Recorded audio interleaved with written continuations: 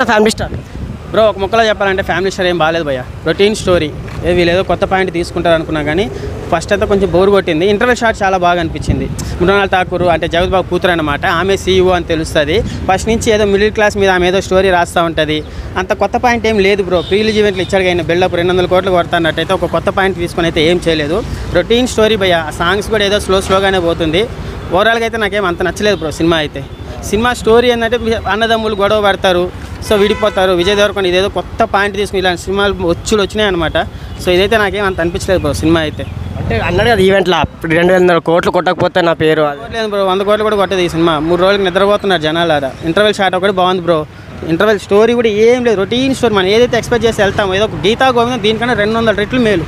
ఈ సినిమాలో అసలు ఏమీ లేదు. ఆయన బిల్డప్లు ఇవ్వచ్చు, కొంచెం యాటిట్యూడ్ తగ్గించుకుంటేనే విజయ్ దేవరకొండ సినిమాలు ఆడతాయి బ్రో. ఎందుకంటే స్టోరీలోనే దమ్ము లేకుండా ప్రీలీజ్ ఈవెంట్ 200 కోట్లు కొడతా 500 కోట్లు కొడతా అంటే ఎట్లుంటాయి చెప్పు. ఐరన్ ఉంచాడు అన్న. దీనికన్నా ఖుషి సినిమా చాలా బాగుంది. ఐరన్ దించాడు. రాడ్ సినిమా అన్న మిడిల్ క్లాస్ లైఫ్ స్టోరీలో రొటీన్ అన్న. నాని సినిమాని ఆల్రెడీ చూసాం కదా. గలీజ్ సినిమా అని కాదు కానీ ఫ్యామిలీ ఆడియన్స్ ఇంకా ఆయన ఫ్యాన్స్ పోతే ఒకసారి ఎంజాయ్ చేసే సినిమా లాగుంది. కానీ ఓవరాల్గా అయితే ఒక డిసప్పాయింటెడ్ సినిమానే బ్రో. రొటీన్ స్టోరీ, కొత్త స్టోరీ ఏం లేదు. ఏమీ లేదు, అదే రొటీన్ స్టోరీ. ఆ ఫ్యామిలీ ఆయన ఏం లేదు. కాన్సెప్ట్ ఏంటి, హీరోయిన్ వస్తుంది, ఆయన మీద మిడిల్ క్లాస్ కష్టాలు ఏంటని చెప్పేసి బుక్ రాసుకుంటుంది అనమాట. సో కట్ చేస్తే ఆయన నా మీద బుక్ రాస్తావని చెప్పేసి నేను పెద్ద కోటీశ్వరిని అయిపోతానని చెప్పేసి స్టార్ట్ చేస్తాడు.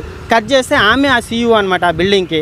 ఓవరాల్గా చూస్తే ఒక ఏదో అప్పుడప్పుడు కొంచెం ఇంటర్వెల్ షాట్ ఒకటే బ్రో నవ్వు వచ్చింది. మిగతా అంతా రొటీన్ స్టోరీ, డిసప్పాయింటెడ్ సినిమా.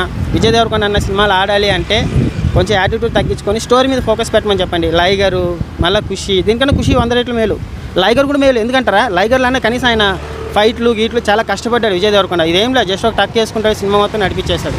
ఏం లేదన్న, డిసప్పాయింటెడ్ సినిమా పక్కా. ఇదైతే ఫ్లాపే. 3 రోజులు రాడ్ దించాడు. 90 mm రాడ్ అన్న. ఓవరాల్గా ఎన్ని ఇస్తారు రేటింగ్? రేట్ ఎంత? అవుట్ ఆఫ్ 5 2 కూడా వేస్ట్ అన్న.